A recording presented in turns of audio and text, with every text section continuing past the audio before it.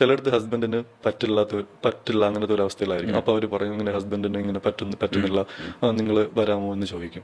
ചിലയിടത്ത് പറയും വൈഫിന് ഇങ്ങനെ പറ്റുന്നില്ല, എനിക്കും ഇല്ല, എന്റെ കൂടി വരാമോ, അങ്ങനെയൊക്കെ ചോദിക്കും. ഇപ്പൊ ഫാമിലി ആയിട്ടൊക്കെ ഇപ്പൊ ഭാര്യയും ഭർത്താവും ഒരുമിച്ച് വിളിക്കുന്ന സമയത്തൊക്കെ നമുക്കൊരു വിയേർഡ്നെസ് ഫീൽ ചെയ്യാറുണ്ടോ, അല്ലെങ്കിൽ അതൊരു ക്ലയന്റ് ആയിട്ട് മാത്രം കണ്ടിട്ട് പോയി തിരിച്ചു? സ്റ്റാർട്ടിങ്ങിൽ അങ്ങനെ ഫീൽ ചെയ്ത്, അതായത് ചില സമയത്ത് ഫാമിലി ആയിട്ട് വിളിക്കും ചില ഗ്രൂപ്പ്. അവരെന്നിട്ട് ഞങ്ങൾ രണ്ടുപേരും നീ ഞങ്ങളുടെ കൂടെ പോരണം എന്ന് പറയും. സ്റ്റാർട്ടിങ്ങിൽ അത് ഒരുമാതിരി ഫീൽ ആയി, എന്ത് ഇങ്ങനെയെന്ന് പറഞ്ഞിട്ട്. ലാസ്റ്റ് പോകുമ്പോൾ എൻക്വയറീസ് കുറെ അധികം വരുന്നത് അങ്ങനെയാണ്. ഫാമിലീസ് ആണ് കൂടുതൽ വിളിക്കാറുള്ളത്. അതിപ്പോ എന്താ ഒരു ഫാഷൻ പോലെയാണ് ഇപ്പൊ വിളിക്കൊണ്ടിരിക്കുന്നത്. അങ്ങനെ കുറെ ഫാമിലീസ് വിളിക്കും.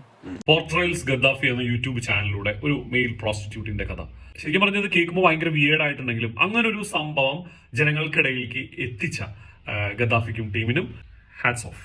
കാരണം ഇങ്ങനൊരു ഇന്റർവ്യൂ എൻ്റെ ലൈഫിൽ ഞാൻ ആദ്യമായിട്ട് കാണുകയാണ്. ഇത് കണ്ടപ്പോൾ ശരിക്കും പറഞ്ഞു കഴിഞ്ഞാൽ ഒരു വല്ലാത്തൊരു സംഭവം. അതായത് നമുക്കൊന്നും ഒട്ടും ഉൾക്കൊള്ളാൻ പറ്റില്ല.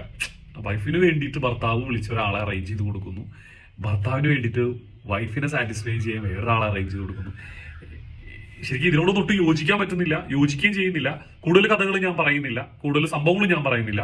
ഇതിന്റെ ലിങ്ക് ഞാൻ താഴ്ത്തിട്ടുണ്ട്, ആ ഇന്റർവ്യൂ ആവശ്യമുള്ളവർ പോയി കാണാം. എന്തായാലും വളരെ വിചിത്രം തന്നെയാണ്. പിന്നെ ഒരു ഇനീഷ്യേറ്റീവ് എടുത്ത ആ ചാനലിൽ ഒരു അഭിനന്ദനം മാത്രം പറയിക്കാൻ വേണ്ടിയിട്ടാണ് ഞാൻ ഒരു വീഡിയോ ചെയ്തത്. അല്ലാണ്ട് ആള് എങ്ങനെയാണെന്നോ അല്ലെങ്കിൽ ആൾ ആരാണെന്നോ അതൊന്നും നമുക്കറിയേണ്ട കാര്യം. ആൾ പ്രത്യേക ഒരു കാര്യം അതിൽ പറയുന്നുണ്ടായിരുന്നു, അവളുടെ ഫാമിലിക്ക് അറിയില്ല ഇങ്ങനെ ഒരു സംഭവം ചെയ്യുന്നത്. പക്ഷേ ഇനിയിപ്പോ എല്ലാവരും അറിഞ്ഞോളും.